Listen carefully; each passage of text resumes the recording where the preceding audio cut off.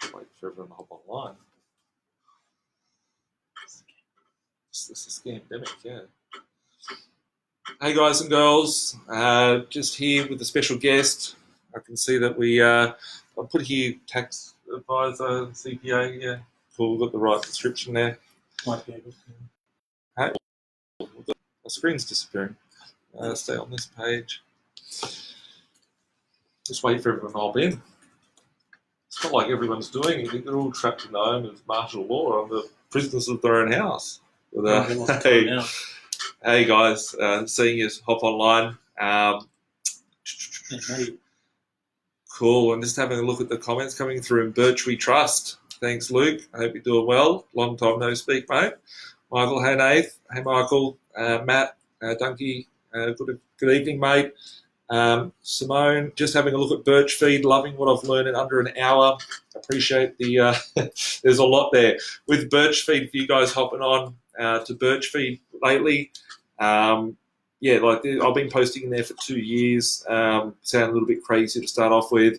Yeah, but with it, lots and lots of information there for you to... Tunky here said now he knows what Julian Assange felt like. He's got a lot more pain, yeah, up on birchFEED. Look, guys, if you want to get access to birchFEED, you can see history before it happens. Send an email through to my team. The email address is in the description here. Just admin@binvested.com.au. My team will add you to birchFEED. Really important. I'm giving it away for free at the moment. It was only $1 a day beforehand.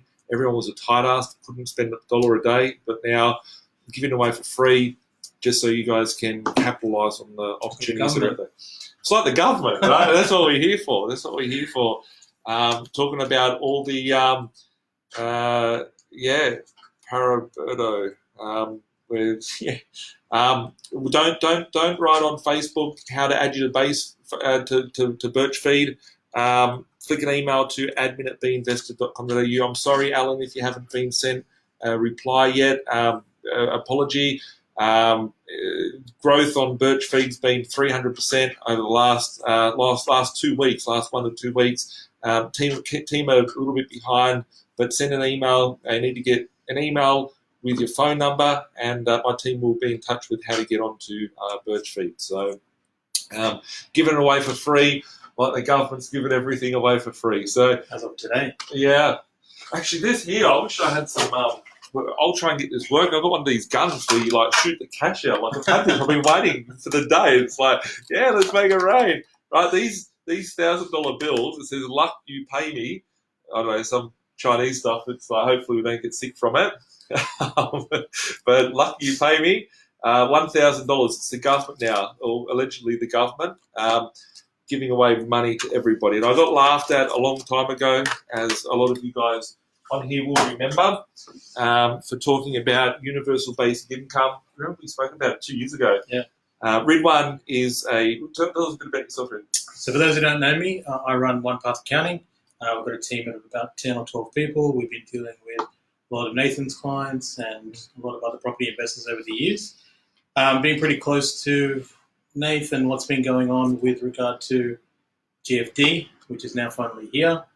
So we're in a position where what's been happening of late, we're seeing the government roll out with a whole bunch of different stimuluses to make sure that the economy sort of keeps trudging along. So as one of Nathan's lines is kicking the can down the road, we don't know how long we've kicked it down for, to be honest with you. Oh, it's fucking blowing my feet off now. So we had mates like 18 months ago that said interest rates can't go negative. You're in my office. We're having a laugh. We had a laugh. And then, look, it's one of those things that everyone's mates would tell them that like everyone's sort of an expert now, post fact. But at the end of the day is that we're here to sort of help and assist in what is a very difficult time. So for any clients who have businesses, individuals who are doing it tough, we've had several clients been laid off during the week, and probably more to come, unfortunately. We'll try and help you the best we can to either access government packages and or ensure the cash flow going forward is a priority. Yeah. I was looking at some articles beforehand. I posted them on the birchFEED Occasionally I'll post some mainstream media junk on there, but it was an article about the US, and it said that the US has now got 3 million people unemployed immediately. At the peak of the GFC, there was 1 million people that were unemployed. They expect it to be up to 32% of the population, so it's like 150 odd million people unemployed in America. Yeah, you're probably looking at 50 plus million. Yeah, 50 million. Yeah. So even in Australia today, Josh Frydenberg said that would have as high as 17% temporary unemployment. So it'll be a tight time going ahead. We hope and pray that everything sort of comes up good. Yeah. But the measures they're putting in place at the moment to push us along and keep the economy going, I think personally anyway, ones which are going to be long term. Oh yeah, they're not going to stop this. Literally everyone now, universal. They're not calling it universal basic income, but every staff member that is employed, if you meet the requirements of the business, and the stimulus package, which Reed will go into a little bit later on tonight, basically everyone's going to be getting helicopter money. There's helicopter money. They're calling it different things. They're blaming this scamdemic on it. With it, it's who would have believed 3 months ago? And I thought, I remember getting all these video comments on YouTube and stuff, and not Facebook. Facebook's always been cool to me because people have to share their name, but on YouTube they don't have their name. They just write shit to me, and they're like, "Oh, you're full of shit" and stuff like that. And I only thought about the other day that if I thought about where we are today, 3 months ago, and going, the GFD is going to be blamed on some guy in China eating a bat, I would have said you sounded crazy. If the whole world's on lockdown and martial law, I would have thought that sounds crazy. And here we are. We're, obviously we're not keeping a safe distance apart from each other, but because we haven't. Cameraman, you got far away. Yes, it's far away. But if you said that we had to be stuck in martial law, the GFD would be blamed on some virus and all that. It would have been telling you you're stupid, you got rocks in your head as well. And when I look back, it's just interesting that of what has occurred recently, and where will it be in the future? How long will we go into lockdown for? How much money are they going to print? I believe this is the end of the dollar. I'm going to make a full Facebook Live on Wednesday night. I'm going to come online and do a video about the history of money and looking at the monetary supply in Australia. I want to go into the actual money side of it. But it's just a crazy time. And these stimulus packages, I was telling everyone the other day that I went to Rouse Hill. For those of you that don't know Sydney, Rouse Hill's a $1.2 million house area, $1 million house area. Average income, what do you reckon, 120? 120. Income area. It's not a blue collar area where everyone's lining up at Centrelink. Normally, the Centrelink line was wrapped up Windsor Road. It's not a good thing. I know, it's not good. I was like, what? Those of you who need the MyGov access, maybe don't go to Centrelink, especially in this sort of social distancing climate. Go online, get your MyGov access, and they were lined around the building, around the main fiddler, everything. I was like, last time I saw a line was this. Was like bloody trying to get in the Castle Tavern in the early 2000s. So, yeah. So looking at it, I just want to throw it out there as a bit of a shout out. We did a bit of a recruitment look at organisation and where we're heading to throughout this period. Things have been really busy out there of late, and we're actually in the process of employing some staff. So if some of you guys know someone that's been put off or have been put off or whatnot, I'm looking for customer service staff, looking for brokers, looking for property management staff. There's a lot of new areas of the business where we're growing at the moment. I'm actually in the process of hiring 16 new staff. So that's how many we need. Yeah. You won't get any stimulus. Yeah. Get good talent at the moment. So it's, as they say, never let a good opportunity go to waste. And I know that us recruiting at the time, at this moment, we'll be able to get some good, good people that are keen to work and all that sort of stuff. So if you are, looking for a job or need a job or whatnot, flick through an email to my team at admin@binvested.com.au or tag your friends that are maybe needing a job in property management, even building. We've in the process of bringing on some new contractors for property management. So looking at opportunity of cleaning up a few things, some new contractors. So if you're in the building trade or whatnot, do a shout out, send us some messages, and see if we can help you get some work. So looking at, do you remember, like, it was about 2 years ago we did a mentoring we did a webinar chat, and I was talking about at the time special drawing rights, the SDR, the IMF. In 2008, we saw the banks that got bailed out. We saw the companies. So we got a few bad actors, a few bad banks, a few bad organisations that got bailed out. Here we've got countries, we've got corporations, we've got money, and I believe that we'll see the central banks get bailed out by the IMF. So that's my little prediction. Yeah, look, I mean, it's certainly a consideration where the central banks have been doing a lot of easing. Australia's probably the one saving grace, where it hasn't had that much easing over the last 10 years. Yeah. So there's discussion that how much gas have the central banks got. You saw that literally the US Fed said that we'll go to infinity. That was their words. So that obviously poses a problem from a strategic point of view, and obviously a deflationary, hyperinflation point of view. It's a big problem. I was actually just on the phone beforehand doing a map session with someone just before the Facebook Live, and I heard the accent of the client that I was talking to. And I was like, "Where are you from?" They go, "Oh, we're from Venezuela and South Africa." I was like, "You're the most two perfect people for me to be talking to at the moment." Very relevant. And they're like, "We need to get on board because of we understand how hyperinflation occurs and the deflation of money." I saw a comment beforehand. I'm not going to get too far into the comments tonight, but a comment saying about how someone had watched a whole pile of videos and didn't understand how it's not the property that goes up, it's the money.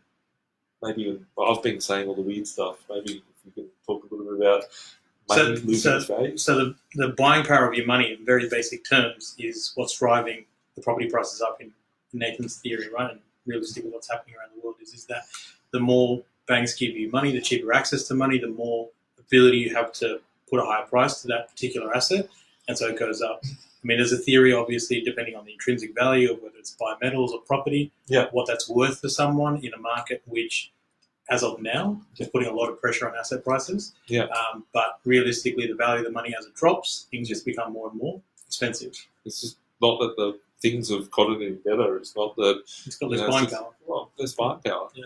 And that's where, like, this phase, I don't want to put you on the spot of that, but this phase, like, what's your thoughts on it turning into one of those cycles? If you were to see, would you see it happening now, or my prediction's like 3 to 5 years, but it could be in terms of hyperinflation. Yeah, look, so if we do go there, disclaimer on our account here. Look, the Reserve Bank doesn't work in a vacuum. They obviously look at other particular investments, other particular markets they have, parallel or otherwise.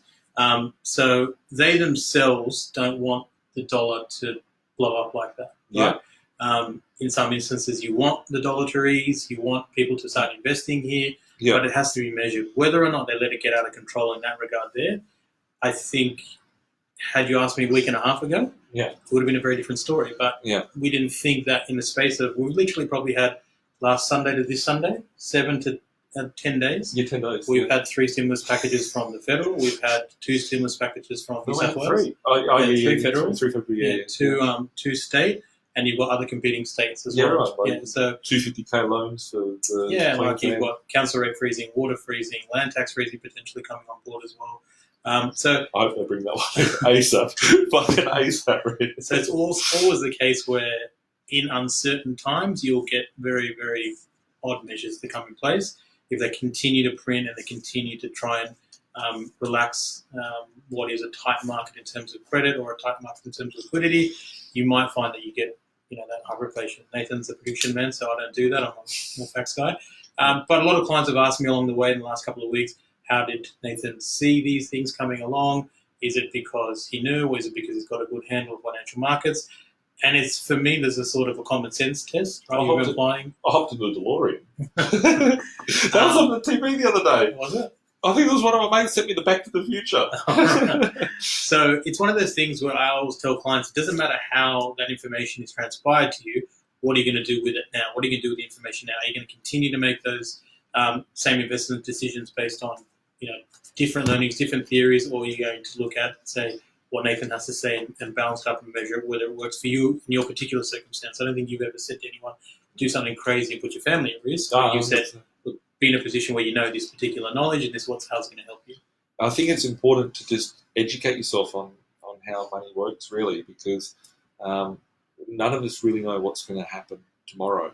However, being so closed off, I think that's where a lot of people are going to get unstuck at the moment. Sure.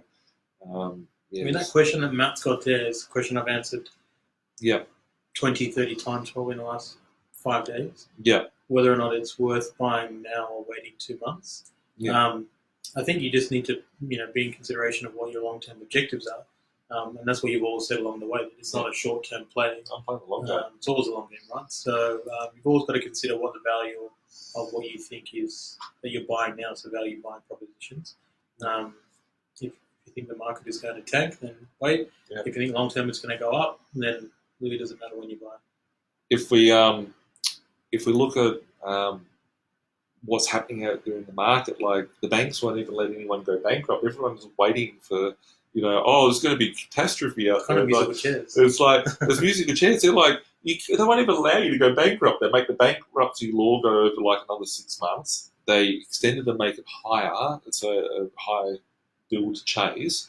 And people can't, and it's like, they're saying, don't worry about paying your mortgage for 6 months. So how can someone go bankrupt? Like, people are going to be in a better position on that front. So, yeah, it's just a very interesting time. Like, I personally, in the last probably 2 weeks, I've lost about 35 properties from people coming in and paying more money from getting this up. So I had one in southwestern Sydney, a 2-bedroom unit, picked up for $280,000.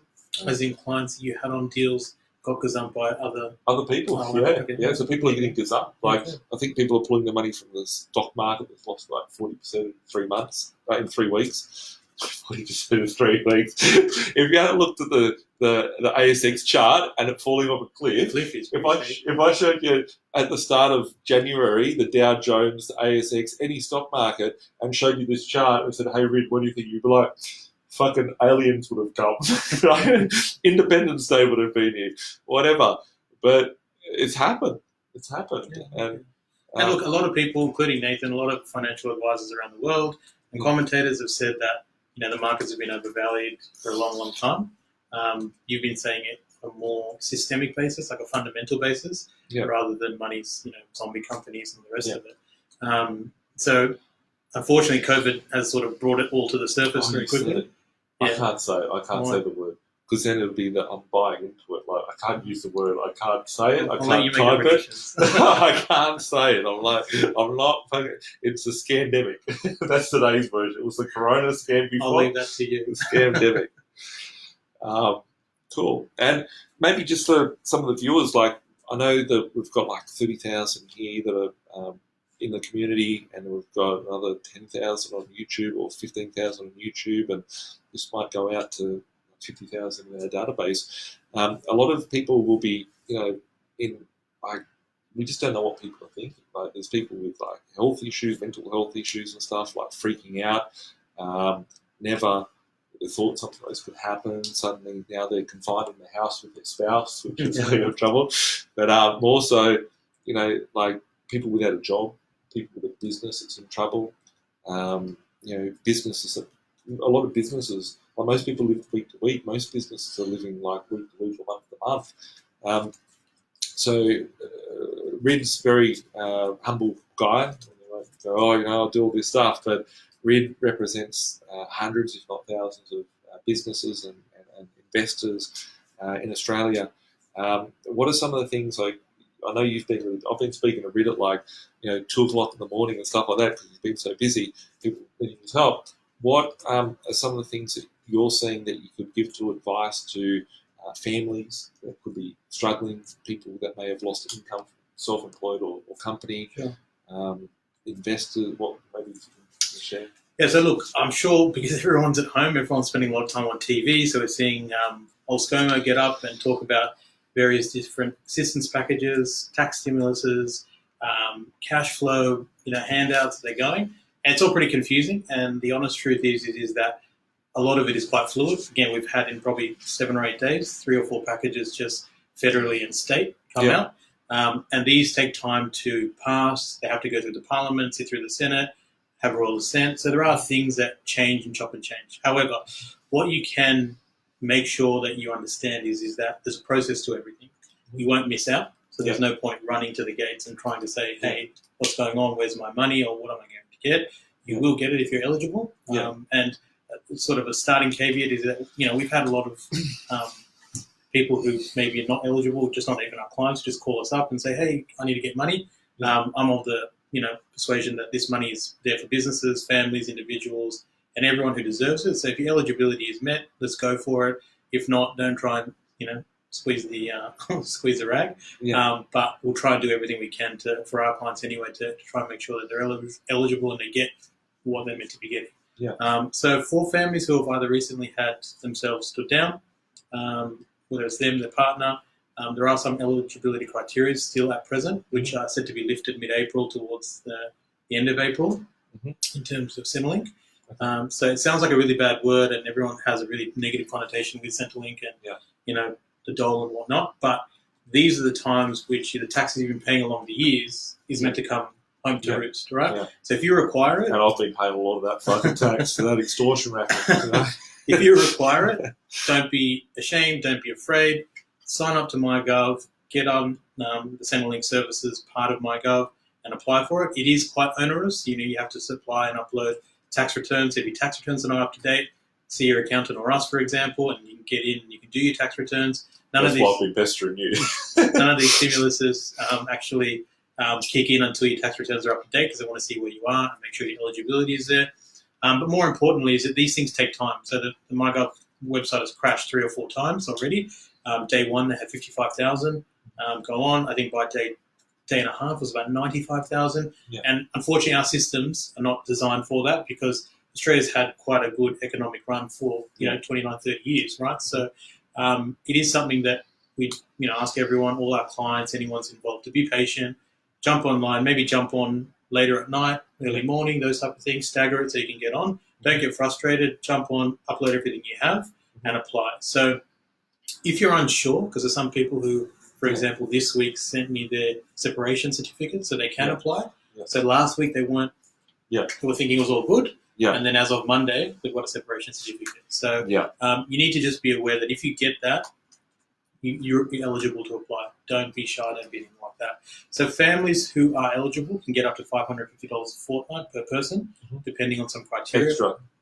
So if they're not on it, obviously they'll get $550. And then people who are already on it getting the lower amount, it bumps up to $550 a fortnight. So everyone's going to get like 11. It's going to get $550 a week, $1,100 a fortnight. Household, potentially, right? So again, there's eligibility criteria that you need to meet. So don't just run off and get it, or don't take our advice and say I'm eligible for it. There's conditions for sole traders, having a downturn in revenue, depending on how quickly you got stood down, depending on what your job is, depending on what a whole bunch of different criteria, depending on your age, all those type of things. Elderly Australians or senior Australians or people with disabilities, veterans and whatnot, you can apply for the 2 one-off payments of $750, again, done through your MyGov account. So for families and direct households, they're trying to do several things. One is increase their cash flow such that they have money to live day to day and reduce their overall outgoings. So that's why you saw on Saturday night or Sunday night, there was the rental eviction matter that came up. So that no longer can your landlord evict you in the event that you can't pay your rent. So if you're in a position where you do get a tenant who is troublesome, and I've got 2 today already from clients, and it might not be that they're troublesome, I shouldn't use that words, maybe they're in a position where they can't pay, I think you should have your agent talk to them, genuinely brief them that the money, it's on a holiday, it's just an accruement, so it will be due later. And so you might want to make sure that the cash flow is good, right? Yeah, I've got a question here from Janine, sorry to go off topic, it's asking about Airbnb and vacant properties, about what will happen if those properties come back on the market. It could cause a glut, but those properties are, those sort of properties that are more high-end than average bread and butter. And if we look at the fundamentals, what we've talked about for the last decade with our investors, is those bread and butter sort of properties, right? A lot of the tenants that I've got personally, my own properties, on Centrelink or some sort of benefit already, the government's paying half the rent already. So Yeah, I can't remember who else had a client this week who was a bit worried about that. So in terms of cutting up the economy, if you've got a lower socioeconomic person renting your property, they're probably their cash flow is probably not too impact right, at this particular point. So it's actually improved because if they're getting the extra than what they already had, they'll be getting more money. So we can jack the rents up now. Touchy subject at the moment. Touchy subject. So it's one of those things where horses for courses, right? That's why Nathan always promotes. We always sort of make sure that clients are in the position that a balanced portfolio is good, not having all high end, not having all low end, a good balanced portfolio. I've always looked at having a recession-proof property portfolio. I remember back when I first started B.Invested, I said to people going, "Oh, what you're saying is not sexy, it's not flash," but I always reminded them it's very fundamental to build a recession-proof property portfolio. And absolutely. The people that we certainly know the people that done silly things over time, and that they go off and get a bit cocky and start doing. So I know that comment very well, Andrew. So let's talk about the opportunities. Without a doubt, there are those opportunities, but people just have to be mindful of their own particular cash flow.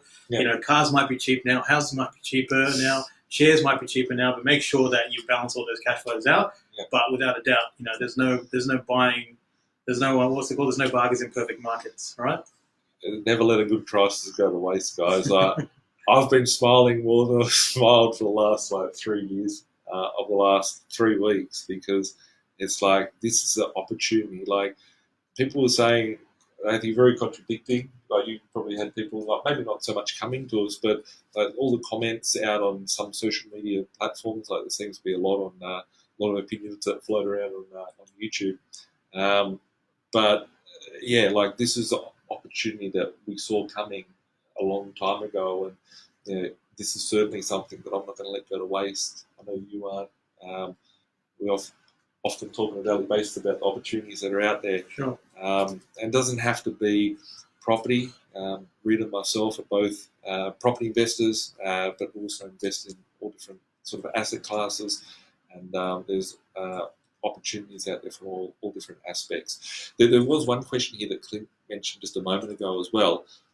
Will taking advantage of deferring loans hurt future lending / servicing? There's 4 likes in that, so I think that might be a hot topic.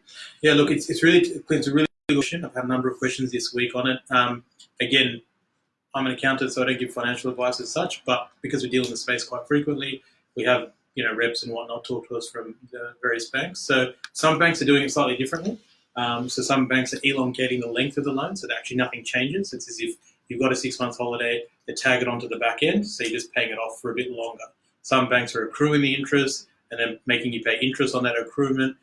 So, Nathan, I think you sent me a text this week. Everything is negotiable, right? So whatever the banks post to you, if you go for it, negotiate it. Be in a position where it is tough, and no one's going to lie to you. Again, I've had countless clients this week who said that unfortunately they lost their job, whatever it might be.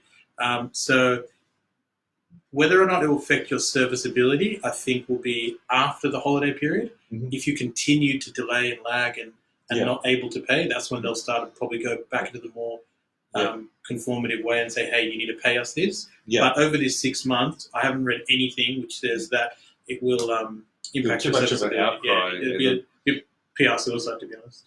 But I don't know. It's probably a bit too early to see if there's a position of if you go to refinance that mortgage, what would happen to that sort of debt, and would that look negatively if you've got capitalised interest? If your balance of the loan is higher than what you actually took out, it could impact a refinance. So time will tell with that. Obviously, and everything is changing. Everything's changing on a daily basis. Somebody put a question up saying that today the JobKeeper package came out, which is absolutely true. But even since that, they've then sort of tweaked it a little bit along the way. Information comes out. Until things actually get royal assent, speak to your accountant, speak to your financial advisor to make sure that you don't go off and spend something you don't have. And at the same time, you've got to make sure that these, like for example, in my position, we employ a number of people. I told all my staff today and last week that our primary position is any money that we get, we're genuinely going to make sure that you remain employed, right? Because everyone's got a part to play here. Of course. of course. I notice there's a question here from Nicholas saying, disappointed in me. Yes, there is an economic crisis coming, but the word I can't say is not fake, and you're portraying that it's fake news. Look, I'm sure people get sick, right? I'm sure people will die, and I'm not denying that, right? I believe that there's a disease that can hurt people, so I'm not for the minute saying don't take caution and whatnot. However, the amount of people, you know how many people have died? I don't know how many people have died on it. It's 30,000. 30,000 people have died. This year, there's been over 50,000 people die of normal influenza and normal sickness already this year. I don't know the stats. Maybe I can go pull some stats and just do some comparison of how many people have died from obesity, heart attacks, cancer, smoking, suicide, car accidents. To shut down a whole economy globally, and if you do some research into where these diseases may or may not have come from, and people that are possibly or possibly not responsible for it, you'll see that there's a bit of wool being put over people's eyes. So when I call it a scamdemic, I can't use the word that other people use because I do have my belief system on that, and it doesn't mean that I wouldn't take precaution or go and be reckless or whatnot. I'm not out there trying to lick door handles and show that go to the beach, and you haven't seen me at the beach, right? But it's something that I think that there's an underlying operation of certain things. It's just convenient that we're all gone cashless, right? I went for a drive for 5 hours yesterday. I was just on the phone doing some laps, clearing my hair, getting some sunlight in case I try and enforce martial law on us. And I saw a KFC, and I was like, trying to be healthy nowadays. And I went in, got the $2 packet of chips, and it said on there, using card only, right? You can't use money. If you have cash, then you can't use your cash. No one's taking your cash. I've got people writing all the time, try and use your cash. They're passing a bill at the moment. So if this isn't a scam, Scott Morrison, when he was a treasurer, you remember when it came in 2018 May budget, he put out there the black economy about people that were rorting the system, and he was going to make any cash transaction over $10,000 illegal. It's not because of that. It's because we're heading to negative interest rates. The economy's that shot, and we need to make a cashless society before, it has to be cashless. Otherwise, everyone's going to run to the bank, pull their money out, and they're not going to have the money, and the whole system's going to inflate even further. So, for me, I think regardless of your view on it, whether you believe that it's affecting everyone in a very similar way. Yeah, of so course. From a health, lifestyle, economic point of view, we could go to the gym right now, but we can't, right? It's affecting everyone in the same way. So, like myself, I'm being socially responsible as I can be, stay at home, do everything you want at home, but it's affecting everyone in the same way. So, regardless of what your view is on it, whether it's Nathan's, whether it's more conventional, or whether it's something that you don't believe in at all, in the sense that some people are just flouting the rules completely.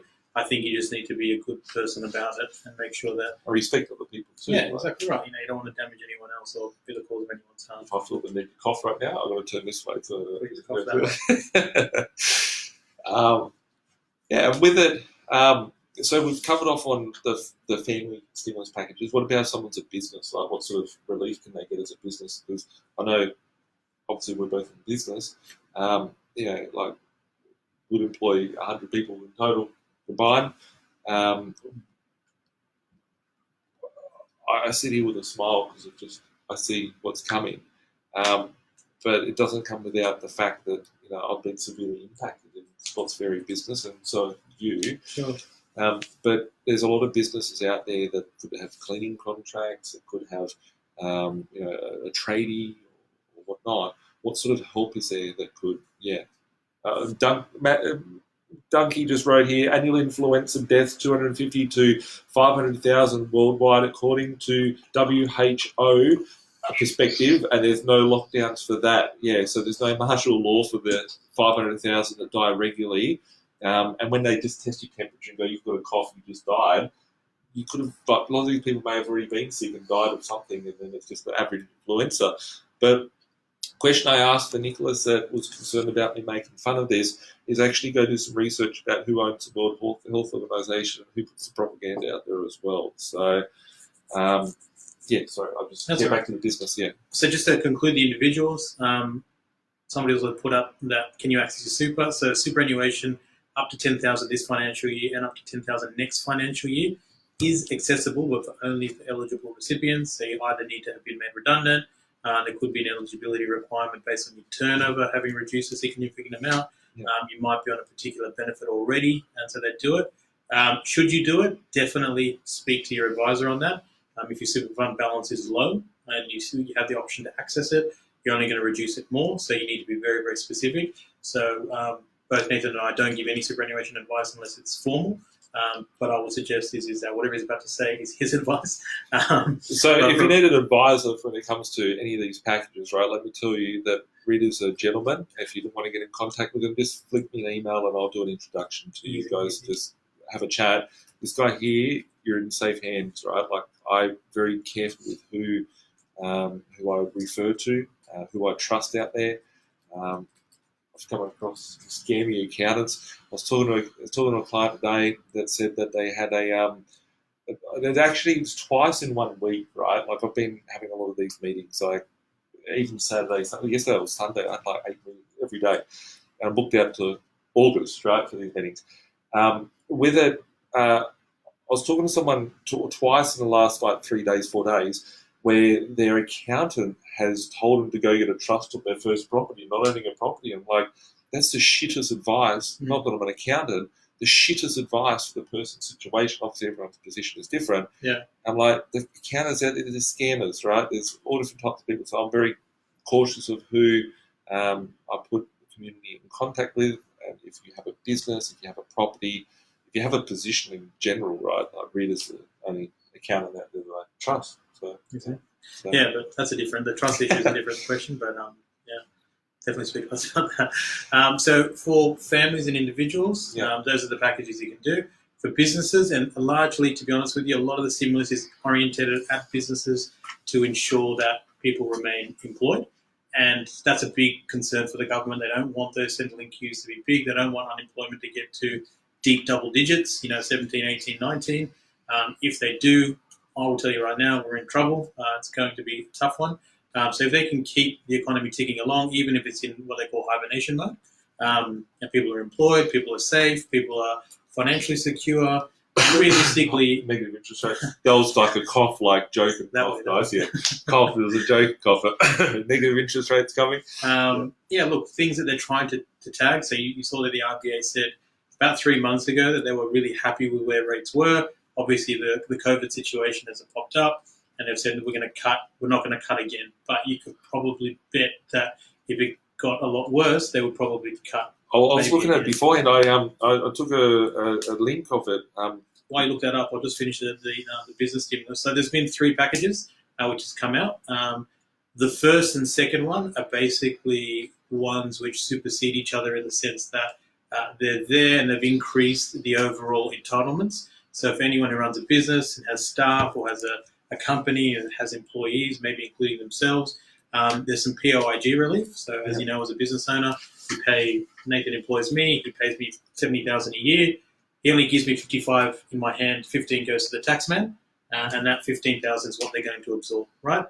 So you might be in a position where they actually apply that in a more fuller extent. They're already done up to 50,000 for this financial year and 50,000 for the first quarter of next financial year. So it basically means that employers can retain a little bit more money in their bank account, and that means they can pay their staff a little bit longer, right? To be entitled to that, you need to have those staff for consecutive periods.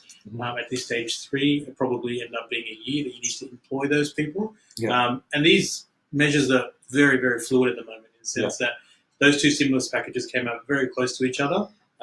Today's stimulus package, in my opinion, was aimed at actually giving businesses who have lost money physical means to be able to keep those people on board.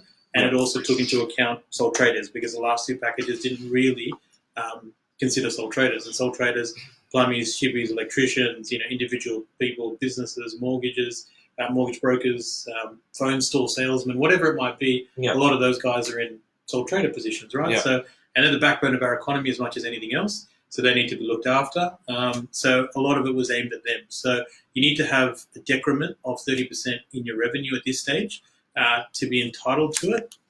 And that means that they'll give you some cash money to be able to continue to support your staff. There's some eligibility criteria. If your staff earned less than $1,500 for that fortnight, then they get that amount. If your staff earn more than that, then you get to retain it and continue paying your staff.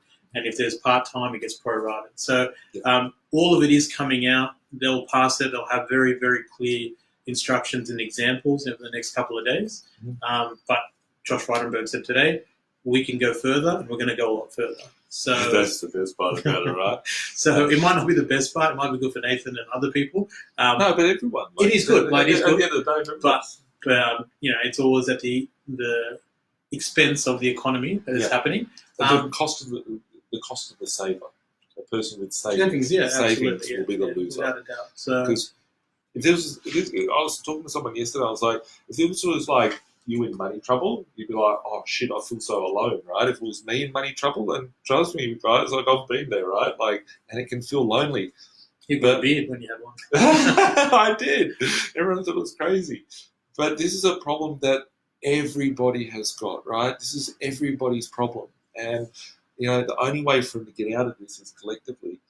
If everyone's getting a base income, I thought that we might see when the GFD hit, like $500 a week as an income, like it'd just be a supplement of like maybe $300, $500. But the insuring of paying staff $1,500 a fortnight, the $750 a week, like that's some big money. The Centrelink payments that are coming out, like $500 or $550 whatever a week, like the extra, like I think it works out $1,100 a week. Like that's like big money. Like I would never have. Look, it's unprecedented times, without a doubt. For them to give more. Look, and I think they will give more. And I think, and we hope, that we're in a position where Australia comes good, Australia doesn't have many deaths, but the global economy and us all going to be sort of intertwined. Yeah. So they've got to keep pushing this thing along, right? Yeah. So again, it's one of those things where we kind of hope for the best, but plan for a really bad situation. Yeah. I think that's what they're doing. So, you just got to be prepared. And I told all clients who have called me up this week who are a bit upset. I said, one, look at where your cash flow is. Two, look at the value opportunities if there are any. Yeah. And three, if you're in a position where you run a business or you're in a particular industry which is at risk, not essential service at this stage, it's a great opportunity to make sure that in the future, if you have passive income and whatnot, you're less dependent on it. Yeah. That's the thing, like it's I'll just look at the Hayden's comment here. I'll leave that one there for people to read themselves. But it's so Nate, you just said Uber drivers that are classified as sole traders, would they qualify? That's a tough one for sure, because their business probably would have dropped 30% or more. Yeah. I think they'll end up having a rolling revenue count to see how much it's actually changed. They haven't got the finer details out, but they have listed as part of the eligible recipients, sole traders, so we need to wait, Nate. So, it will certainly be something that they can consider. Before we go on to the next stimulus package, prediction time. I feel that just as we saw in 2008, the companies die, the corporations die, that sort of stuff go wrong, and then a lot of them got bailed out. This time we'll see governments die and the currencies die, and our central banks. I won't look at Rick because he's like, no, I'm not endorsing this one, right? But with the, I actually feel that we could see the central banks needing a bailout, even though they print the money that they want, and something possibly coming from the IMF as a global sort of task force, should we call it, to cover off on helping the situation. This is a global problem. This isn't even, Australia is screwed, they're in a recession, right? I think Australia is very sort of well prepared for this. And, a lot of countries around the world aren't as, sort of protected us. So they've got like really bad systems already and whatnot. And how they'll come out the other side of it's going to be very interesting, and it will shake up and change. Like, as for Nicholas that wrote about the me calling a scamdemic beforehand, I think everybody should try and remember everything they could have before a month ago, how their lives were, how society should have been, how society was and whatnot, and what society will be after this, because things will be very, very different, right? We may not want to touch masks. People will keep their social distancing, but I want to keep away from people and whatnot, and that will have a profound impact moving forward. So, with it, there's a couple of questions here which probably next part of stimulus package to look at. Thoughts on the 250 unsecured loans for business, and maybe some of the other sort of like was the initial 100,000. What was the first one? It was 25 grand. Yeah, so stimulus and 100 grand stimulus. I've forgotten about the stimulus package. So that was one of the superseded ones. It started at 25k of an employee's POIG is what they'll cover. That jumped to 50,000 for this financial year, 50,000 for the next financial year. Yeah. So cumulatively 100,000, right? Yeah. So that one there is actually done through your BAS or done through any POIG payroll reports that you have to do. So there's best place for your accountant or your internal bookkeeper to do those for you, and they will be coming now-ish because the 31st of March is tomorrow, right? Yeah. So then the end of the quarter for quarter 3 has ended, and then they'll be looking to do that. So where you might pay 20 grand for the next quarter's BAS, and 5 of it is GST.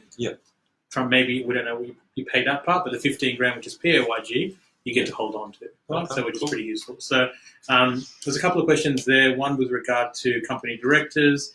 Prajwal said, what if a PTO Ltd get paid from another PTO Ltd?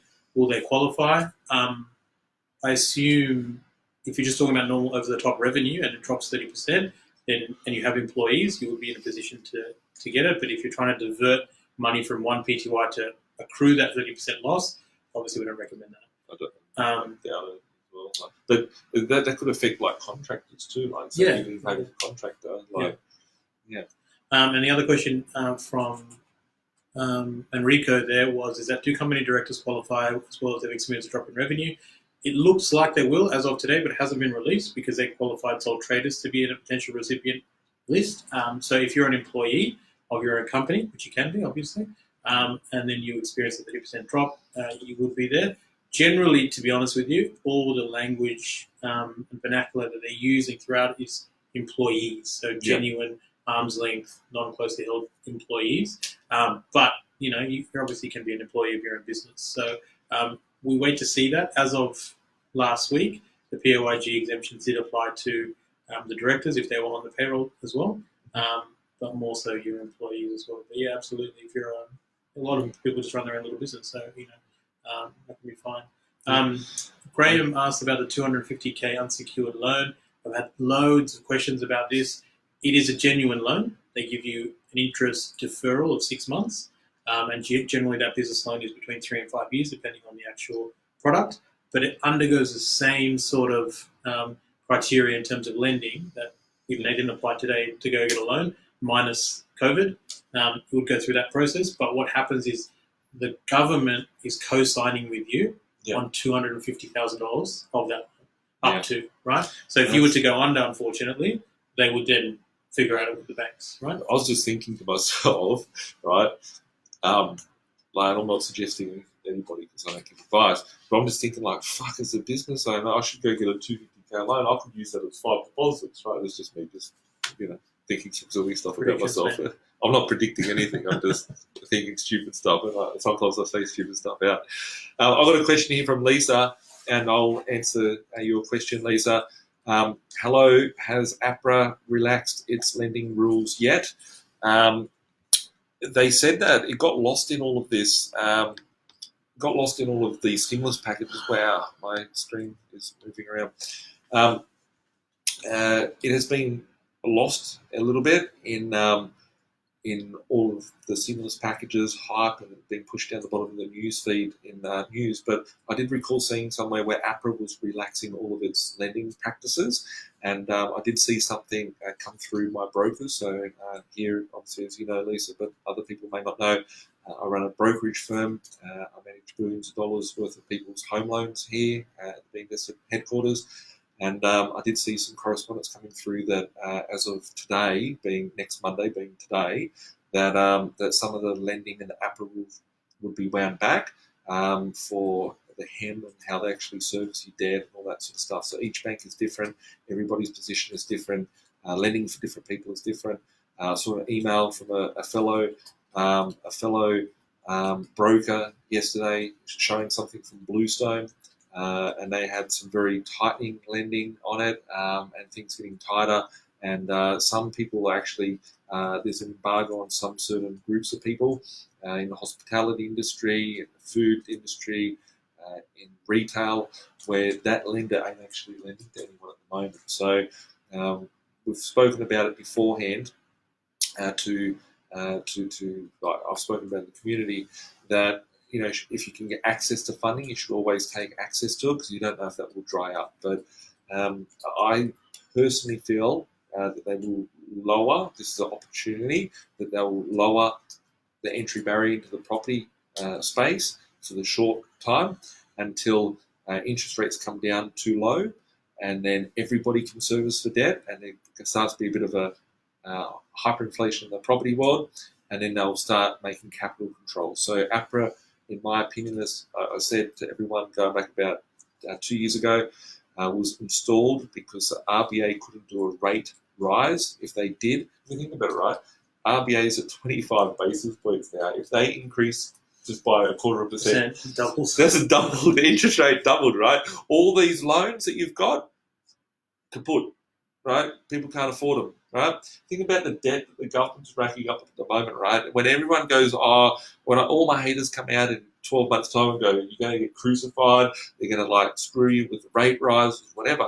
Just remember, the government will go bankrupt because they can't afford to pay the interest on this debt that they're going to the big boss for at the RBA. And Scott Morrison's like, oh, please. Frydenberg's like, yeah, please give me some money, Mr. Satan.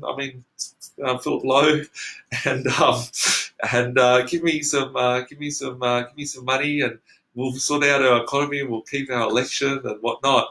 But these guys, when the interest rates rise for all of us from lending, we're going to see everybody in trouble. So that's why interest rates are stuck. We're stuck in a pattern here at the moment. So it's going to be interesting times. There'll be more capital control, in my opinion. I hope you read. Yeah, look, so there was a couple of questions. I think it was one from Michael K. And it was whether or not it's a good time to refi. I think that, again, there's opportunities around. Yeah. Banks obviously need to still be profitable. They need to still make money. Whether you don't refi, it could be just that you pick up the phone and have a chat with the banks, either get a deferral, get a reduced rate. So now you've got a pretty good bargaining point. You can tell the banks, hey, defer me or give me a lower rate, yeah. right?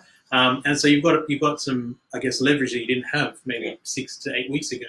That being said, it's always good to have a finance team look after what you're doing to work out whether there not is any opportunities.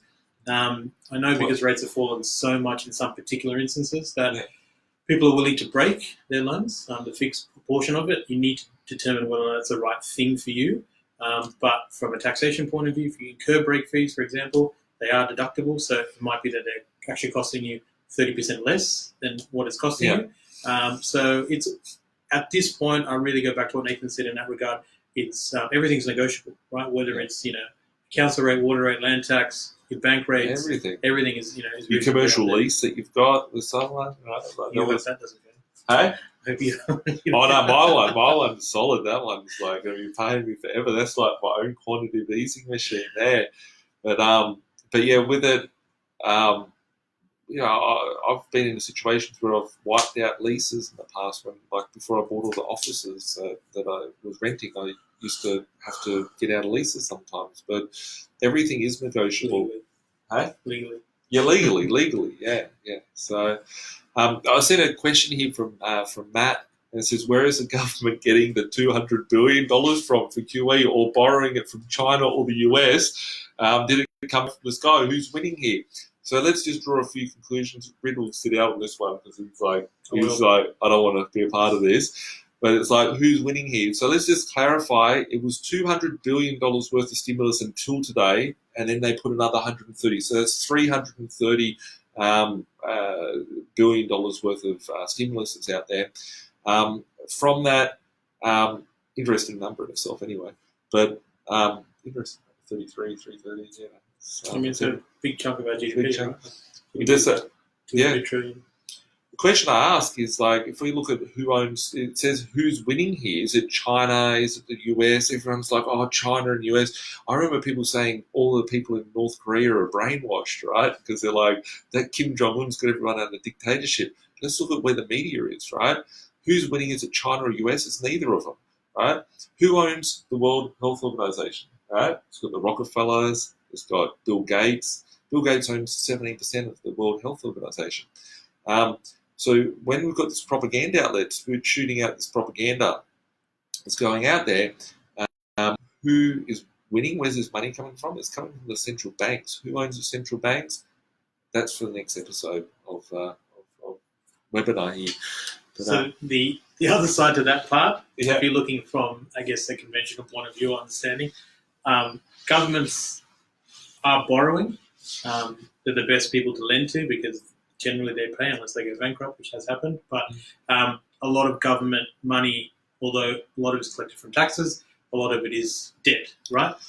So similar to us, when you think interest rates are low, Yeah. it's good for the government to borrow and pump this money into the system so that it keeps everything going, whether they're going to get infrastructure projects brought forward or pushed back or whatever it might be. They kind of view debt the same way that you and I do, which is if it's cheap, use it. That's a good point. I never thought about it. Like new roads getting built. Yeah, right. So all those type of things might, immediately they might get pushed back or deferred because they're out of scope or out of budget. But if things get really bad and, the $1,500 a month thing is not working anymore, well, let's just, bring certain construction projects, tier 1 projects forward so we can get back everyone employed. So, again, where is the government getting the $200 billion from QE? You're going to be running consecutive deficits, right, in the budget for a long while to be able to fund all this. And that's kind of okay in a recessionary environment. But if it goes too nuts, that's when you get a problem with what is going to be long-term currency devaluation and or debt that everyone and our grandkids and whatnot are going to have over their heads. So unless we just lose our currency. There's been like 3 different currencies in Australia. There's four different currencies. Yeah, 4 different currencies. We all think that we've come from the Australian pound, the pound of the pence to the dollars and the cents. We're going from imperial to metric. There was actually currencies before that. So those currencies came from England and whatnot beforehand, but there's actually state-owned bonds, which we'll get into in the next episode. It's interesting. I see Bobby here saying he's loving birchFEED. I was one of those being Indian and didn't want to sign up earlier. Oh yeah, glad you're enjoying it there in birchFEED. If you guys are watching, my gift to you guys is free birchFEED. It's normally $1 a day. If you want access to it now, just send in an email to my office with your phone number. Need to have your phone number. Email your phone number in. And they'll hook you up to birchFEED where you can see history before it happens. It's the best thing going around. If you're stuck at home, there's probably about like 400 hours worth of content on there, 500 hours, maybe even 600 hours. Actually, maybe a shitload more than that. The subscribers have gone up by 300% in the last week.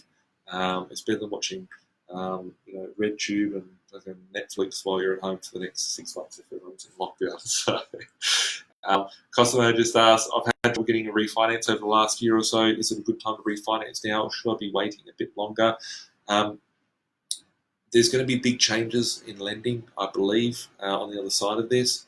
Flick over your details, Cosimo. Flick me an email. He is a gentleman. He is, yeah. He is. Flick over just a bit of an update and an email, and I'll get onto that and have a look and see if we can shuffle a few things around and make it happen. I really think it's really critical that everyone understands that the banks are willing to negotiate. Yeah. Don't be scared to pick up the phone. Don't be scared to call your broker. Don't be scared to call Nathan. Everything at this particular juncture in historical events we're facing today is ones that you look back and go, oh man, I really wish I took an advantage of an opportunity. It doesn't mean you have to buy a house or stocks or gold or whatever it is. It's just to improve your overall position. take this to get where you want to in 5 or 10 years, right? Take this extra 4 weeks, 4 months, 6 weeks, 6 months, whatever, and improve on your health.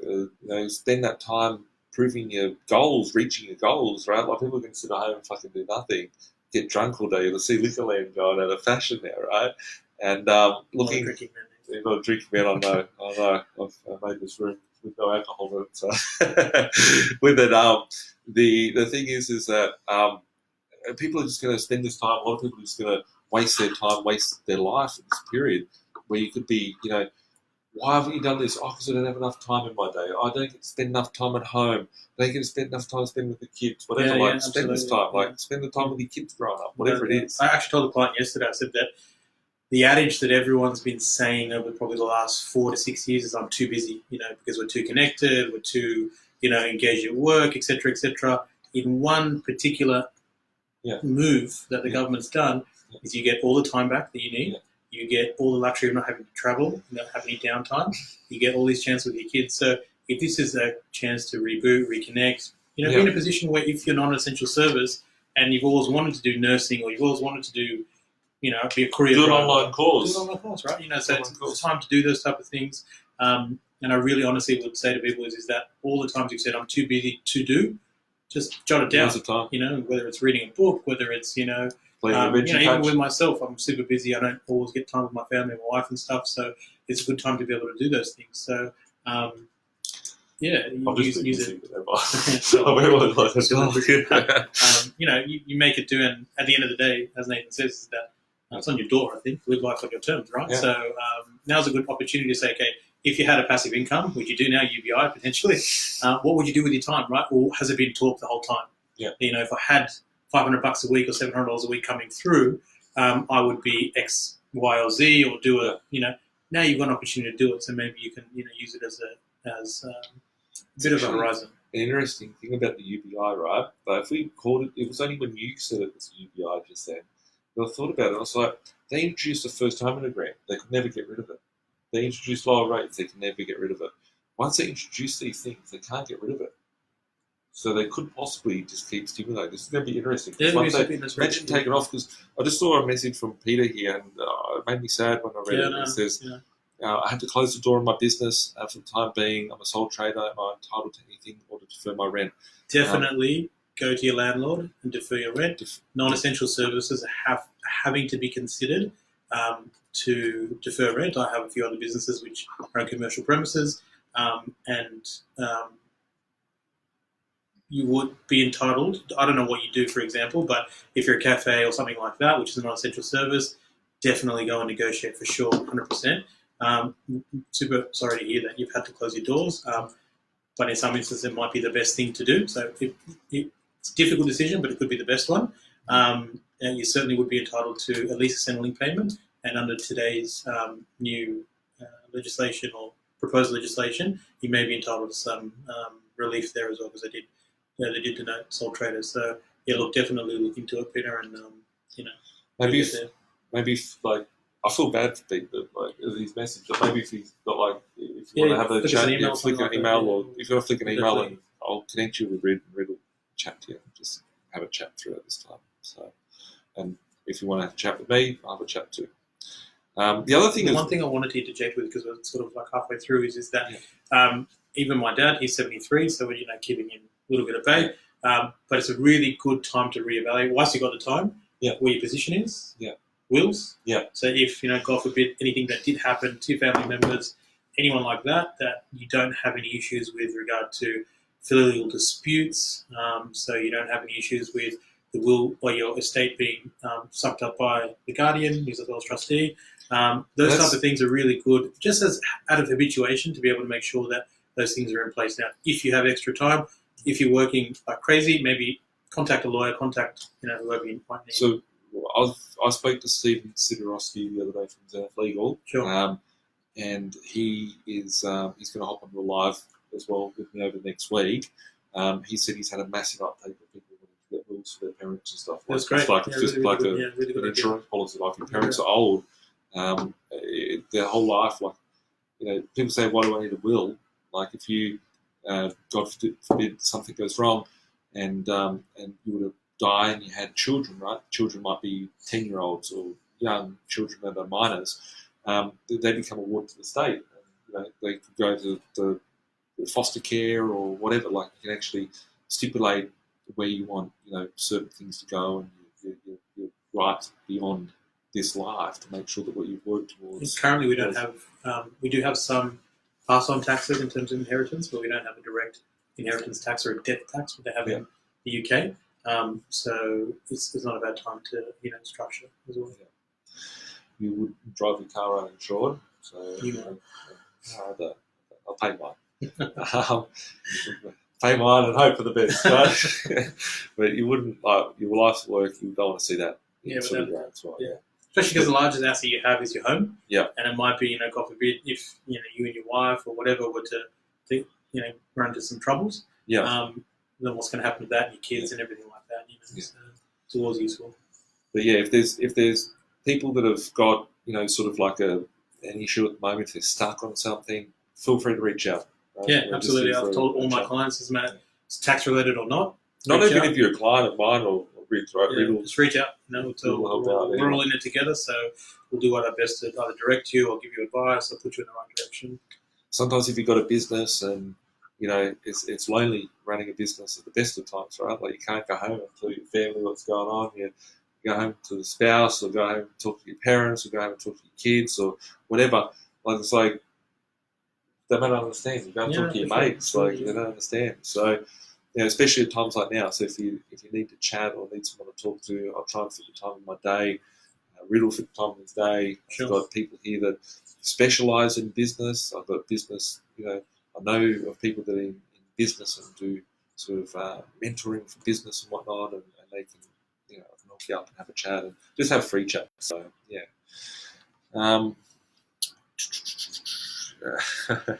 Bobby, they're good. That's cool. That's cool, Bobby. That's cool. It's good to see you in there, because giving everyone the red pill and waking people up is important. Gordon says here, Nathan, you touched on this one in the last videos, but I was wondering how you can freeze your mortgage on an investment property, even if your tenants aren't experiencing financial hardship, purely for additional cash flow. You can. Yes, a good thing, right? I pay about $100,000 a month in interest. If I fix it for 6 months, that's $600,000 in 6 months, right? I can settle that pump cash. There you go. Yeah, if I defer it, sorry. If I defer, I mean, I'm fixing my problem by settling my pump cash. I just bought a pump. I'm going to turn it into a service office. Yeah, service office and into a boarding house. And but yeah, I was wondering how I'm going to pay for that thing. So freeze my mortgages for 6 months would be a good point. You do have to apply there, Gordon, to your bank. Everybody's position is different, so we can't give you financial advice on a video. Neither of us are financial advisors. Yeah, but I do like giving financial advice to my mates down the pub though, and as a joke. But with it, I was going to give one point, a pointer here. I'm just reading this message. I was like, what's Red looking at? And I'm just reading a message here because it could tie well into this one. I have shares in a self super. There's only about 120 left, as they lost about 15 grand so far. Am I better off leaving it there or take the money out? Good question, right? I was literally, when I said financial advisor, right, and I saw his head go, I was like, what, did I say something wrong? And then, yeah, we're reading. So it's just very common right now, right? That's difficult. That is a difficult question, right? Anyone that has a super fund at this point in time, I am not a financial advisor. I always talk about financial sort of stuff. However, on super funds, I don't go into, because you need to be a financial advisor to talk about that. Here at B.Invested, I've got financial advisors that I trust, that we do business with, that I've known pre-GFC, and I've liked how they carry themselves through the GFC. So if you would like, if you have a super fund, which is nearly everybody, if you're not sure about whether you should take your super out, that $10,000 super out as another stimulus, like people have access to 10 grand in their super if you qualify. So, I was thinking if you have a husband and a wife, they can get 10 grand each, and then in the new financial year, 10 grand, that's 40 grand. That's like 40 grand's deposit. But anyway, that's just me just being silly in my head. But I do have financial advisors which I trust. I don't trust many financial advisors. I can count them on less than my hand how many I do. Most of them, my mum always said as a kid, don't trust car salespeople or insurance salespeople. Financial advisors are, most of them are glorified insurance salespeople. I believe everyone should be their own financial advisor. The financial advisors that I work with guide and coach and mentor people into becoming their own financial advisor. If you have a super fund, this is very important.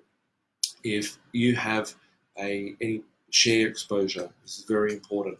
What we have seen in the last month is that stock markets have dropped by 40% in 1 month. As I said, they fell off a cliff, and if you had have asked 2 months ago what would that mean, what would cause the stock market to do what's done, you'd probably think aliens would invade Earth. What we haven't seen yet is that around July, August in Australia, most predominantly September, October in the US and other countries around the world is when the taxes, the stocks, they announce their profit and losses. Like, when is it here in Australia? For reporting periods. Reporting periods for different companies, but generally around September and another one early in the quarter as well. Yeah. So looking at the stock market, all the stock markets around the world, we haven't even seen them go bankrupt yet, right? We've got all this stuff, and imagine what will happen to the financial markets when they start reporting. Like, you're telling me if we're in 6 months closure in a retail joint or whatever, like Maya or Qantas being grounded, like, these companies are actually going to be not going to be zombie. They're going to be like fucked. Like, they're just going to be. That's the first time I swore tonight. Actually, it's like put on a big. Beside Ridhwan, I'm being all noble and not swearing, but these companies are literally going to be fucked, and people are going to be like, what's going to happen to the stock market then? What's going to happen to the supermarket then, or the superannuation market? Like, it's important to get a bit of a grip and be ahead of this. So if you do have a super fund, reach out and we can put you in contact with the people that are specialists in this to give you a bit of feedback and guide you to educate you through this period. Yeah, look, I mean, that's absolutely right. Get the right advice, get the correct advice with regard to the stock market. It's a very difficult thing to maneuver. A lot of people, for example, play a long game in terms of how they view the stock market. Being said, there's a lot of companies which are living off cheap debt in the way that they're sort of their stocks valuated. So you just need to be conscious of those type of things. And it's a very complex scenario out there. It's always late information as well. So I wouldn't make any decisions without having a financial advisor. I saw a question here from Josh. Hey, Birch, where do you think Harry Dent's comments that because the demographics relating to the financial positions of the average millennial supposedly don't have cash like the boomers did for property, therefore property won't boom again in this next generation? Cheers, Bircho, keep it stiff. I always try to keep it stiff, mate. Not that everyone wants to hear that, but anyway. But with it, look, these are Harry Dent. There's a lot of doom and doomsayers out there. I did start getting negative and talking about some crazy stuff a few years ago, but I did it with reasoning behind it. There's been a lot of these. I've been negative on things for 2 years, 3 years. I'm very optimistic at the moment, and it's because I don't want to let the crisis go to waste. There's some people like Harry Dent who have a business of talking negativity for decades on end. To say that millennials won't have the cash, like the boomers did. The boomers never had cash. They were like pretty fucking cash strapped themselves. Properties are invested in change in value. Yeah, the reason why the properties went up in value, and I covered on this on a lot of videos, and I'll touch on it briefly here, is it's not that the property has gone up in value, it's the money that you bought it with lost its value. So what I expect to see here is, if we look at the GFC when the market boomed and just went through the biggest boom ever, they threw the kitchen sink at it, and interest rates used to be 725 basis points and went down to 300 basis points within 5 months. We've seen interest rates now go down from 1.5%, which it was at for 3 years, longest flat period ever. It went down by 50%, down to 75 basis points in 3 months at the end of 2019, and has just gone down another 0.5%. We've got effectively 0% interest rate.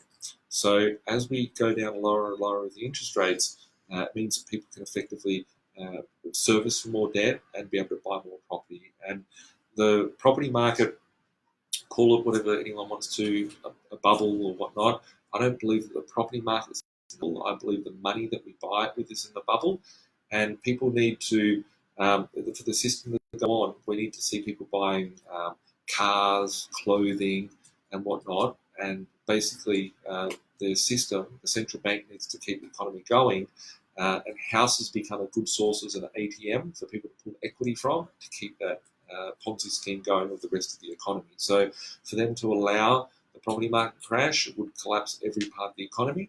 And I believe that, back in the old days, like when my parents bought a house, they bought in Parramatta for $13,000 52 years ago. My dad had to put down a 50% deposit. It was only a one working class family, so you had the wife stayed at home, my mum stayed at home, my dad worked. Now we've got for someone to even think about getting into a property, you've got a husband and a wife having to work, and then all those two spouses should be politically correct, and then we've got, you put a 5% deposit down. As of the start of 2020, the government paid the deposit. They gave first home buyers the deposit. And now they're saying, don't even worry about paying the mortgages. If it costs you nothing to hold your mortgage, you can hold 1 million properties because it doesn't cost you to hold the thing. When hyperinflation kicks in, and it will, all right, and it won't happen straight away in my opinion, but I didn't picture them blaming this on being some Chinaman eating a bat.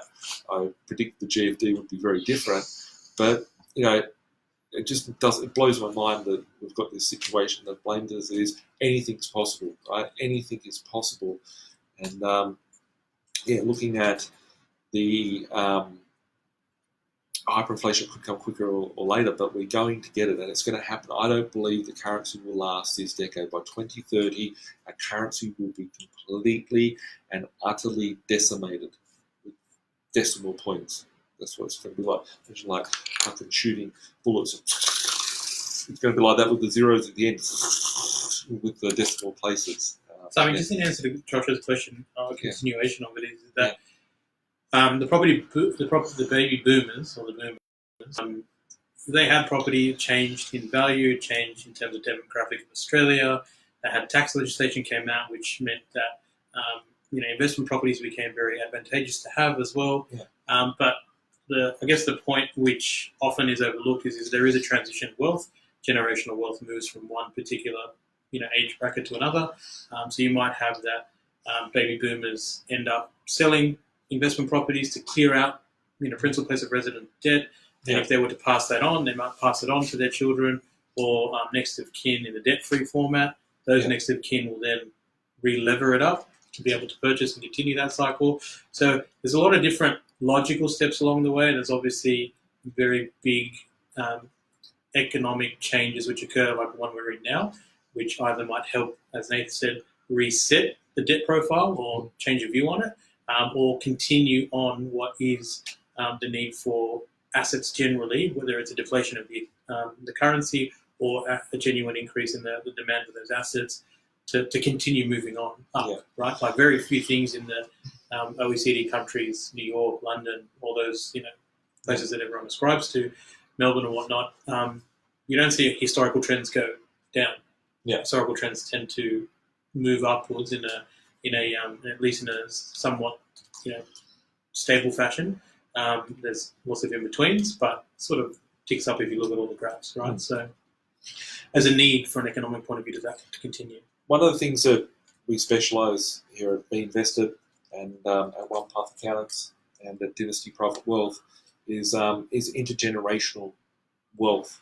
A lot of people, and this is the thing that the reason why I was waiting for this day is that in the last sort of 5 years or 6 years, there's been a big uptake in this industry where everybody became a hero, right? You've got courses on how to become a buyer's agent. I'll what's like the second. Why they're developers? Exactly, right? All these people that are gurus, and they're like self-proclaimed. They go and rent a cool car. They go, I'm a poor kid from Western Sydney, try and be like that. How many of them do we know? We know like a couple of handfuls of them. And the thing is, it's like they're just planning for like, okay, how can I do a deal? How can I wrap up a property or whatever? We're planning intergenerational wealth, like the vehicles and the processes and the systems and how we view wealth isn't just like a two-dimensional, it's a multi-dimensional, right? And we've had parents come in where they've been able to, you might have, we call it sort of like a family cabal, where like the wealthy, if you're asking about who makes this money, it's the cabal, right? And why can't each family have a cabal? So you can have a child. How many families do you know where the parents have been like, how can we help out the children? And the parents can build their wealth with their children and use different sort of strategies around that. So whether you're tapping into mum and dad's equity, mum and dad can't service, you can service, and making that intergenerational wealth where you can benefit.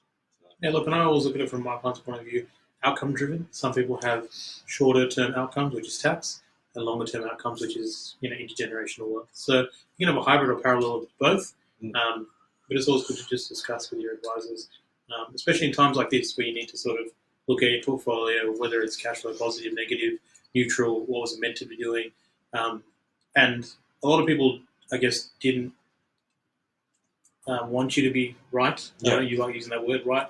You're talking stuff. Yeah. Yeah, right. But the fact that you have, I'll put every bit of credibility on the board for this. It's a zero-sum game to me, really. I've got 100 odd staff that are working from home. I've got businesses that have been impacted. double down properties. Like my properties. Like, I could be like, for me personally, like, it's not like it's like I'm winning from it from that perspective. But I put all my credibility on the line because I was making the right bets, should we call it that, in order to get myself to a better position. And I said what needed to be said that other people would say out there. And literally every bit of credibility, if this, if things didn't occur, if interest rates didn't come down on the 4th of June 2019, as predicted within a 30-day range, 6 months before it happened, like that would have been all credibility gone. Straight up, like, yeah, so it's funny looking back on that. But Yvonne, I have a small rental in Tasmania. The rent in Tasmania help with my living expenses here. How is looking after landlords like me? Look, depends. Like high-end sort of properties will get hit. Like if someone's paying $2,000 a week, their business, their lifestyle, something would have taken a hit. I've always talked about in recessions, people will go and buy a Toyota, a Holden, a Camry, a Ford, whatever. But people aren't buying Lambos and Bentleys and Porsches and all those silly cars that people do in this period of time because of bread and butter, right? It's a necessity to have a vehicle. It's not a necessity to have a seen vehicle. When it comes to property, if you've got a well-priced property where it's an average sort of family or an average person can afford it, there's going to be stimulus there to help support that level of the economy. That's why I always like playing the bread and butter realm. So, people may be affected in the short term. There may be hiccups and glitches in the rent. I know here at Blink, I've got the Blink headquarters here right in front of me in my office. We're putting processes and systems to ensure that tenants are paying their rent, making sure that there's parameters in place like insurances and whatnot. All of our landlords have insurance to start off with. Hopefully it should be minimal and upside after this as we print so much money. Rents, I believe that rents will rise. I believe that prices will rise. We might be hitting 2 years worth of pain or 2 years worth of frozen. But that takes me on to the next question from Jacob that says, I've looked at data on property prices and they are slowly creeping, even though auction clearance rates have dropped. It's my imagination getting better of me. No, the property market is in the early stages of a boom, right? I will be the first person to call it that we're in a boom. I was the person that said, Frank Chung from news.com, an editor, financial editor, liked to pick up on on an article from me 2 years ago saying that Nathan was selling off his properties. I did have to sell some to purchase and acquire some more, but I felt it was the right time, and that was right at the peak of the boom where that occurred. The market went down. I was not shy of talking about that. As of the 4th of June last year, the market took off and started to rise. It has sharply risen and it's flat. I'm starting to see the market take off further. So this is going to be a very interesting market. A lot of people are going to get burnt, not from buying property, but the people that are sitting there going, we're going to have a massive crash. But how can you have a crash when you don't even have to pay your mortgage? That's free money, everyone can afford it. So I don't believe that, that your mind's fix on you. Got a few more here, but I know time's ticking on. Which one's that?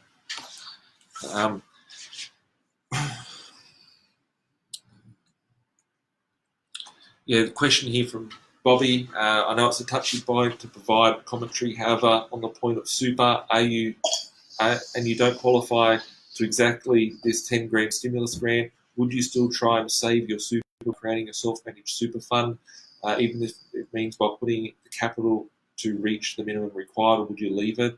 What would I do? Look, that's a question for a financial advisor. But the quick answer is no. What's that? I wouldn't be putting money in to my super that I have to, because it's just a bonus when I retire. I'm not putting extra money in because I'm like 35 this year. I'm going to wait another 30 years to Great question for a financial advisor. Good question for a financial advisor. If you do, I think I maybe have put you in contact with a financial advisor. But those of you that do have the questions around a super, let me contact with my guys, have a chat with them and see if we can help you on that front and answer that correctly one-on-one. Dean, if you freeze your mortgage for 6 months, do you still have to pay the interest? Yes. Let's assume you've got $100,000 worth of debt. The interest rate is 5%. That means you would pay 5% interest for the year, which would be $5,000. $5,000 would be $425 per month. Quick calculation, is that correct? No, about that. Close. So 6 months worth of mortgage, very quickly calculated, is $2,500. So if you were to freeze your mortgage of $100,000 for 6 months, you would be not paying $2,500. That would be attached to your loan. Your loan would go from $100,000 to $102,500, and you would pay that off. Like, in essence, your loan would be extended out to cover out that period when it finishes. The funny thing I was talking to one of my mates about the other day is, who cares about it? We were just chatting about it just in general. It's like the money's going to end up in a hyperinflation, losing all of its value when I got to pay the interest later on and be like pissing in the wind. Who cares about it, right? But as if it does hit in a hyperinflation territory, I don't like to make predictions, but I believe that we're going to be heading into hyperinflation. That sounds pretty funny, disclaimer. But in check with your own particular financial institution. Some banks are just extending the loan term, and so you don't actually have any additional interest. You're just paying longer. So just double check with your financial institution. Dennis, if you freeze your mortgage for 6 months, will this affect your credit rating in any way? I've been told no, and I'm not a bank, but I do run a large-scale finance company where I do mortgage brokering and write loans to people. I've been told no, it will not affect your credit rating with the Equifax score. However, if you do go to refinance that property, the new incumbent bank will see that as being a little bit of a glitch in your loans, and it may cause drama, which is still too early to comment on. If you're not thinking of refinancing your mortgage, I don't see much of an issue. But if you are thinking of refinancing, there could be an issue there. So, Janine, if we go cashless, will the money still lose its value? Yes, i.e. like a crypto or a digital currency. If the money is in the system and can never come out, it is never your money. So it's stuck in the bank as a product of the bank. So we're heading to cashless, and we're heading for hyperinflation. The only way to save it is if they can get it to cashless beforehand, and we'll stop the bank run and maybe be able to save it a little bit, which is why I think that there's a scam-demic. Hi mate, we have 2 investment properties and looking to buy another, but finding it as hard as lenders closing the offices down. Will it become harder to get approved at this time, trying to get in before all the turns to shit? Jason, look, it is becoming tougher. A lot of the banks have offshored their businesses to Bangalore in India, Manila, and the Philippines, and looking at being able to, the timeframes have been blown out, but we're still writing mortgages, we've still got loans going through, we've still got a lot of property activity happening. You're right that things are starting to get heat up. So if you do want, I can get one of the finance strategists to have a chat with you and see what options are the best things to do for your position, for your portfolio, and to be able to push forward and conquer your goals. Josh, thanks for the in-depth answer. Appreciate it. Thanks for coming on. Did you think do you think they will relax regulations around interest-only loans for investors and the LVR rates? I believe that on the other side of this, to help stimulate the economy, They're going to have to, right? They're going to have to. Yeah. Maybe like 2% deposit. Imagine that 2% deposit. It's like a buy everything, right? What you probably find is that the incentives to purchase a property will either from a tax point of view may be increased or maybe more lucrative, and or they might change the barriers to entry. So stamp duty might suddenly disappear, and then levied with a broad-based land tax or something like that. So it means that people who had an extra 4% can pump that into the property, right? So it's a whole bunch of different things that they can do. Yeah, I've seen a question here from John, and I don't like reading this, but my condolences and sorry to hear. Why do you think this is a scam? I know of people who have died and have contracted this deadly virus. Look, I'm not saying that people aren't getting sick. I talked about this a lot earlier on in the video. I'm not questioning that people aren't getting sick. I'm not questioning that there isn't a virus around. The whole lockdown, the whole system freezing, and where things are at state of play. I covered this off a lot beforehand in the video. I believe there will be a lot of people getting affected by this health-wise. However, if we look at the amount of people that have died this year, which one of the viewers pointed out beforehand, has been 550,000 people have died from influenza this year alone since January in the last 100 days or 90 odd days in this year. We've seen I think it was for the last the whole year, 550,000, that's still like 60,000 a month. We've seen 30,000 people globally allegedly die. Is it 30,000? 30,000 people have died, which is no good. It's never good to see people die or pass away.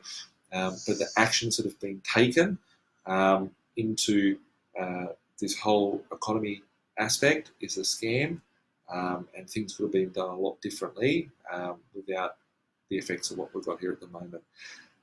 Sorry, and sending my thoughts to those that have been affected by it, and not meaning to offend anybody by the title of this video, calling it scamdemic, but I do believe that this is a financial play of hand here as well. Michael, 2022, ready for takeoff. Good possibility. Just wait and see. Every day is something different. Rachel, with 10% deposit, do we still have to pay LMI? Maybe relax in the future, possible. I believe it quite well could. I mean, it's already been relaxed for first-time owners, so a lot of them don't have to pay that depending on the situation. So it's something different on the cards. Yeah, I think like if we look back when my parents bought their house 52 years ago, my dad had to go to the bank and wear a suit. He was like a mechanic and had to wear a suit and ask and beg. Nowadays you've got people begging to can I come to your house and write a loan. The banks are chasing you. They're calling you up. Hey, do you want a mortgage extension, whatever. And at the time, he had to put down a 50% deposit on it, so he had to pay for half the property up front. The average wage was like $2,000 per year. And on a $13,000 purchase, you have to put down a 50% deposit. And so 10% interest on a $7,000 loan is still like $700 a year on a $2,000 mortgage, $2,000 income. So things have changed a lot. We could see basically down to a 2% deposit and 5% deposit. So I think we'll see a lot of changes happen for barrier of entry to be sustainable moving forward as we enter the next property cycle. I noticed that we're running very, very short on time. I was meant to have a phone meeting with someone half an hour ago. We've got some children who's got to go and take care of the good child and the wife and that. So I'm just going to end with these questions that are here. With more injections into the market and to the path of going cashless, don't you think that the money will no longer lose its value? No. I believe that we could enter into a two-tier system. I will be doing a webinar, or Facebook Live, on Wednesday night, talking about the origins of money, how money flows, and my synopsis and my viewpoint of that. If we go back throughout history, there's been different times. For example, the Continental and the Greenback, the previous currencies that happened in the US before the dollar was created, before it was scammed away for 2 times before it is at the moment. And those concurrent monies died because they had no value. I believe that the same thing will happen as we head into a digital currency. If they start throwing digital money at the moment, less than 3% of money is real anyway, and after this newest round of stimulus, we're going to end up with like zero money as being physical money anyway. Michael, what are your thoughts on blockchain technology? Great. If you can use it for a decentralized platform, if it's going to be used as a centralized platform like the communist state of Australia and every other communist, totalitarian, fascist country around the world, you'll be enslaved. It's good reading in all biblical proportions about the end of times. It's called the Mark of the Beast, and that's basically the sort of currency that they're sort of creating on blockchain. If government, not the government, if the unknown people that are creating these scams out there get control of basically controlling human capital and human lives via digital credit. So it could be a lot worse. What do you think of Ripple? It is a piece of crap.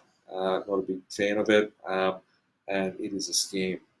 And the last one, I'm going to be the last question to answer, Stephen. Should the retired pensioner with superannuation balances falling pull their money out in cash? I think this may be a question a lot of family are asking. On that note, I can't give that feedback. On that front, flick us an email. I'll put you in contact with a financial advisor. Financial advisors cost a lot of money to go and sit in front of. I'll organise to have a free, quick consultation chat to ask about your position and be able to point you in the right direction on that note. So with it, I've just got one last point here from Matt. Look, some of my comments could affect people. I apologise if I offend anybody. It says, how is this a scam? Why would the government want to give a shitload of money to half Australia and shut businesses down, less tax, etc. worldwide? You're off your head. I haven't smoked a joint for a long time. Never touched drugs. I don't drink alcohol, so I'm not really off my head. Ridhwan's never touched any of them, so he's not off his either. And I'm leaving him away from that because I'll take all the fall for a controversial topic. Look, it is a very sensitive time.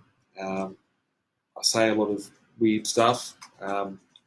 All I can suggest to everybody is go and understand how money works, how money is created, how it is distributed, and the enslavement of how this system works. That is all I can say on that front. I've covered a lot of that previously in this video. If you just tuned in and seen it, go and watch the rest of this video as to why I believe that. They're doing quantitative easing and stimulus measures of epic proportions. We're in a massive, massive economic disaster. I've been talking about it for 2 years. It's called the global financial depression, or known as the GFD. I got told that I was off my head when I first started talking about it, which is fine. But we're here and they're doing stimulus packages. Why would they close the businesses? Why would they give money to half Australians if everything was fine?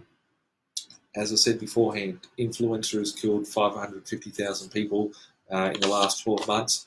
We have got 30,000 people who have died over a period of 3 months. and we've closed down the whole world economy. There's a bigger hand at play. You can keep watching mainstream media and the news to find out about that stuff, or you can do research and do your own numbers on it, and ask questions. I'm not saying to believe anything that I have to say. All I'm saying is to question everything and not be happy if you don't like the answers that you're being told or being sold. So with it on Positive note. On a positive note, I've just seen a whole lot more messages come through. Sorry, can you repeat the name of the video? What video? I think I said this video that I was on Earlier in this video. Maybe I'm not too sure. I need to hop off. Rid has to go home, has to eat, and has to go and see his family.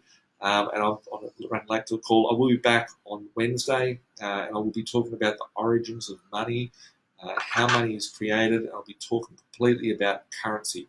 When I say money, I apologise because that was a wrong word for me to use. I'm just using most people's mainstream view on currency. I'll be talking about currencies, fiat currencies, the origins of fiat currencies in Australia, and the dollars and money that people have been taught to believe from the 12-year indoctrination at school. On that note, just want to say thanks, Rid. No worries. We did give in contact, whatever, anymore. But I just want to say thank you for hopping online tonight, Rid. No worries. And I think on a positive note, we're all here to help. Yeah. So if you have any issues, there was a couple of people there who needed some assistance with their particular circumstance, reach out. If we can't help you, we'll put you in the right direction, right? So I'm also of the opinion that, we know enough people get you to a better place. Yeah. It doesn't have to mean that, we service you, but we can improve everyone's position. So, that's a big ethos of what we do. So, look, it's going to be tough. We're all in together, and I'm sure we'll come through. Yeah. And Ridhwan is that's why we're putting a bit of social distancing here now, because with some of the things that I say can be controversial. Ridhwan is the biggest gentleman I've seen and come across, and he's a brother. And looking at accountants like the communist system trying to take money away from you every day of the week. This guy here, I look at him as a hero because he's trying to help people to retain their personal liberty and freedom and their money they work hard for. So if you are in a position where you've got a business, you let go, you need help, whatever, I'm just going to say it on everyone's behalf, and he's going to be like, no, Birch, you don't say this, right? But if you do have some questions for him, flick me an email to the email address above, the admin at B.Invested.com.au, and I will organise a 15-minute phone chat. Is that okay? You might have 100 people calling tomorrow. That's all right. We'll get through it. So we get through this together. We face adversity together. If Ridhwan can help you through this time, be able to point you in the right direction, give you some structuring, some guidance, some stuff where you can go and pull yourself out of a clutch moment. Maybe you'll repay the favour one day. Telling someone to come to see Rid or whatever the case may be. So this guy's a gentleman. He will be able to help wherever he can. So if you do want to chat to him, flick us a message, flick us an email. I will organise a 15-minute chat with Ridhwan. And just on a final note, if you are watching the news and going, what the hell's happening? Why is this happening to me? Is it the end of the world? There is answers out there. If you want to see history before it happens, flick an email to my office, admin at binvested.com.au, and my team will put you in the birchFEED for free. It's a decentralised news outlet to share resources that you could be able to upskill yourself from. All free resources, all free videos. There's hundreds of hours of content there. So if you're bored at home, sick of the wife and kids harassing you, whatever the case may be, if you want to go watch and learn something, there's a lot of content there. So in office which in the birchFEED for free. If you like birchFEED, share it to your friends and family to flick over their phone numbers, and I can connect you via phone number. So you need to have an app called Telegram, and you need to email us your phone number, and we will add you into the birchFEED. So feel free to share that review with your family if you like it. Get them to be in contact. Send over their phone number, email over their contact number, and we'll add you in there for free, and your friends and family. If you do like our chats, make sure you give this video a like. make sure you give this video a share and tag all your mates, because Facebook is all social media platforms are censoring information at the moment, freedom of speech, and these videos are very, very controversial, so I'm sure that they're going to get censored. And I've seen some of the topics that I do touch on do get censored much more with the viewership than other videos. So if you could extend that, if you could do it a share, a like, and tag all your friends and family that think would benefit from these videos, that would be much, much appreciated. With it, we'll catch up soon, and stay safe, guys. Be well, and catch up on Wednesday night. Take care. Again, No worries. coming in. So Shout out to Michael there last comment. awesome. Thank you, guys. Bye for now. See ya.